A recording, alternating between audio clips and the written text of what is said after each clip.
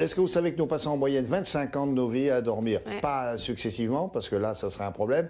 Alors, donc, vu le prix d'une literie, vous aimeriez le garder le plus longtemps possible. Vous avez raison. Vous connaissez sans doute l'adage, comme on fait son lit, on se couche. Et bien donc, comment prolonger la durée de nos draps, matelas, sommiers, etc. Ça demande un petit peu d'entretien au quotidien. Voici les conseils de Caroline Munoz.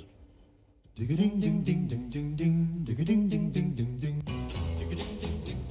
faut rappeler peut-être combien de temps on peut garder sa literie bon, allez, en moyenne. En moyenne, on peut garder notre literie 10 ans. Donc c'est pas mal quand même, c'est pas mal. Ouais, alors il y a quelques chiffres quand même qu'on va donner. Par exemple, en 10 ans, il faut savoir que vous allez passer 30 000 heures en moyenne dans ce lit. Et oui, sur ce matelas. Et vous allez faire 150 000 mouvements. Donc ça, c'est dans la moyenne des lits. Mais si vous n'entretenez pas votre matelas, eh bien voici des chiffres qui vont vous faire un peu tourner la tête.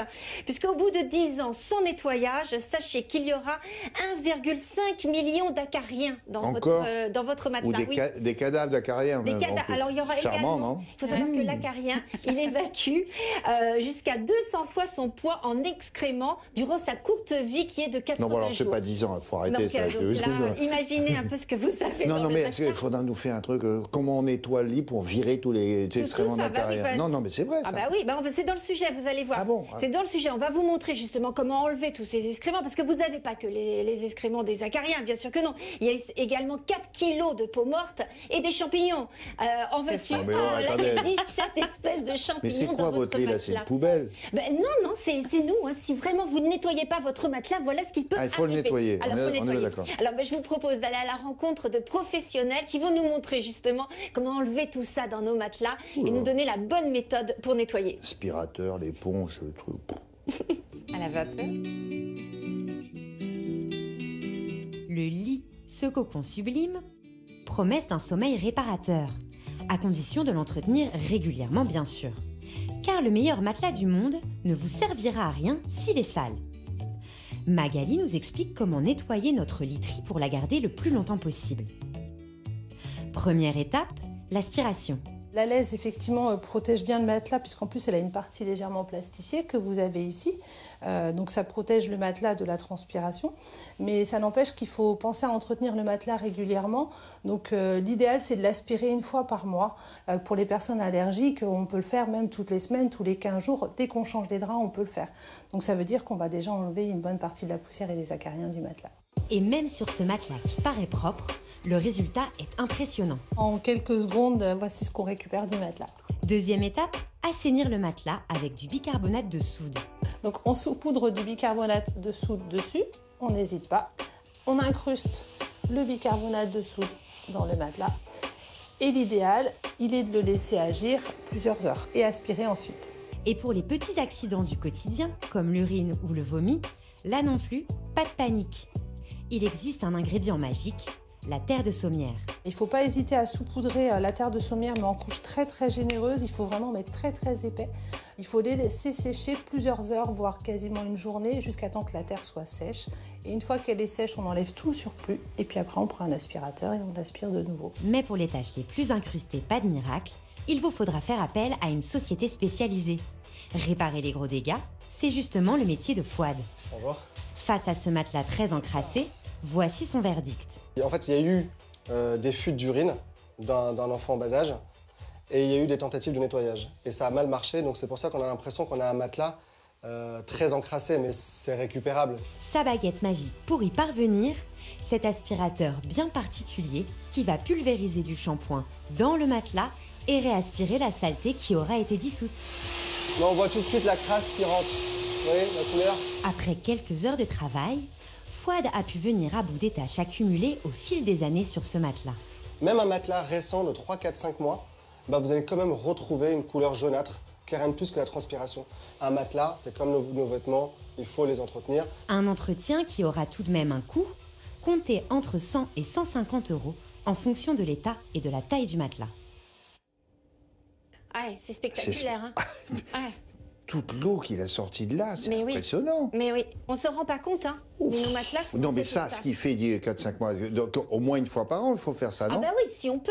Vraiment, c'est important de nettoyer son matelas, c'est essentiel parce qu'on s'en rend pas compte. Nettoyer avec des produits nettoyants et l'aspirateur, c'est pas rien. C'est pas non, parce que autrefois, je sais pas si vous vous souvenez de ça, on voyait les matelas qui étaient sur les balcons, puis on tapait dessus mais comme ça. Oui, c'était fini. On peut pas le du faire tout. avec un Là, c'est autre chose. normal, quoi. Non, il faut un aspirateur vapeur, c'est préférable. Mais vraiment, il faut l'entretenir ce matelas. De toute façon, on aère. Ah oui, alors ça, faut aérer, surtout en ce moment avec la pandémie. Non, mais ça suffit pas. Il faut le sortir et puis il faut le mettre à l'air lui aussi, le matelas. Ah bah si on peut, c'est l'idéal. Et l'oreiller aussi. Alors l'oreiller, la couette, parce que l'oreiller, la transpiration, tout ce que vous dites, les peaux mortes. Exactement. On transpire en plus dans nos lits. Donc quand vous aérez ces 5 à 10 minutes tous les jours, même s'il fait froid, vous en fichez. Non, pas le matelas, mais aérer la pièce. Vous aérez votre pièce et ça va aérer le matelas et enlever justement la transpiration qui a pu sécher sur le matelas. On l'a vu dans le reportage, la transpiration, c'est terrible. C'est quasiment le truc qui ronge. Alors, c'est vrai que c'est très mauvais esthétiquement, mais également, ça crée des moisissures sur votre matelas. Et oui, on est vraiment sur des choses très personnelles. Alors, c'est naturel de transpirer. Il faut savoir que nous transpirons tous la nuit. Un demi-litre d'eau durant chaque nuit, nous évacuons. Donc, c'est pour ça qu'il faut choisir un matelas bien ventilé. Alors, pour cela, vous avez différents types de matelas à choisir. Vous pouvez privilégier un matelas en latex, parce que ces matelas, vous allez voir sur le dessin, ils ont des petites alvéoles perforées et ça aide justement à la ventilation. Donc ça, c'est en latex. Donc notez bien ça, un matelas en latex. Voilà. Et deuxième chose aussi, ce sont les matelas à ressorts en sachet. Ce sont des ressorts qui sont dans des sachets, regardez. Et ça, c'est pareil, c'est l'idéal. Ça permet une meilleure ventilation et aération plus cher de que votre matelas. Matelas classique. Ça dépend. Non, c'est pas beaucoup plus cher parce que le latex, alvéole ou alors alvéole en latex ou alors à ressort en sachet comme vous avez vu et évitez les matelas en mousse qui eux en revanche vont retenir la transpiration et l'humidité. Bon, ça c'est noté. Bon, autre chose.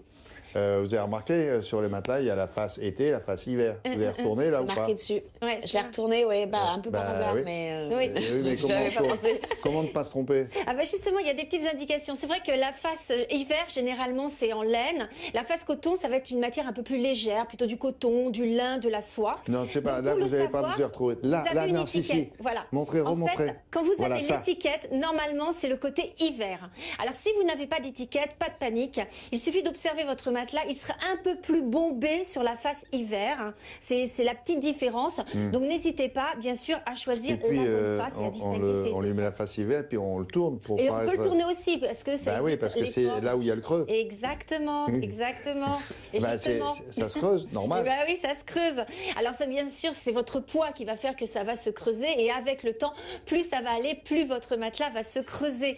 Alors vous allez le sentir, l'endormissement est plus difficile. Quand vous vous levez, vous avez des courbatures. Et généralement, c'est parce que, vous avez... là, lui, il a pris un coup. Lui, il a pris un coup, effectivement. Alors, il y a plusieurs solutions. Effectivement, comme vous dites, on le retourne, vous le mettez de l'autre côté, ça va atténuer les choses. Ça va pas, bien sûr, faire définitivement résoudre votre problème. Ou sinon, vous avez une autre solution. Et vous en parliez tout à l'heure, William. C'est-à-dire que vous prenez votre matelas, vous faites aider, bien sûr, vous le mettez à la verticale et vous tapez dessus, comme ça, pour qu'il reprenne sa forme. C'est une solution. Donc, les acariens, comme ça, vont être un peu partout chez vous. C'était en bois, parfois en osier. Oui, c'est vrai. Alors, on avait des espèces de... des vieux trucs. Alors là, vous prenez une raquette de tennis. Vieux truc vous-même. Vieux truc, elle m'a traité de vieux truc. Je parlais uniquement avec... Qu'est-ce que vous pensez le surmatelas qu'on met pas plus? C'est à la mode, ça? Ça, c'est génial. C'est génial quand le matelas est neuf. Oui, ça c'est vrai que ça va me permettre un meilleur endormissement, une meilleure position, etc. Mais si votre matelas date et a des problèmes, effectivement, non, il faut le jeter. Ne le gardez pas, ça sert à rien. Le surmatelas ne va pas résoudre le problème. Et pour le jeter, mais on en fera une autre chronique pour ça. Ne jetez pas ça dans la rue, évidemment. Non, parce qu'on peut le recycler, le matelas. Et sachez-le, vous avez des bennes à recyclage qui sont dans vos mairies. Vous appelez votre municipalité, ils vont venir chercher votre matelas. Et ça, c'est pour le coup, c'est très intéressant. Il y en a qui sont plus durables que d'autres, des matelas ou pas? Oui, alors il y a un petit classement. Alors tout en bas du classement, vous avez mousse polyester. Oui. Donc ça, c'est pas terrible. Mousse polyéthérane pareil, ce sont des matelas qui vont se creuser rapidement. Donc ce sont un peu les moins bien. Ensuite, on a parlé tout à l'heure du latex et des ressorts en sachet. Donc ça, c'est pas mal du tout. Hein. Bon. À mémoire de forme aussi, c'est ce qu'il y a de très bien. Et vous avez des matelas en laine. On le connaît moins, ce matelas. Un très bon matelas, comme vous dites là à l'instant, il faut compter. Faut compter combien? 1500, 1500 euros. Ouais. Et voilà. Et le matelas en laine, c'est le plus cher, mais il peut durer 50 ans, sachez-le. Et il est, pour le coup, éco-responsable. Bon, on aura le temps d'en reparler dans cette émission. Très bien. Voilà, c'est Merci. tout. Hein. Allez, au revoir Caroline. Voici la sélection des meilleures publicités étrangères. La liste a été établie par Caroline Delage.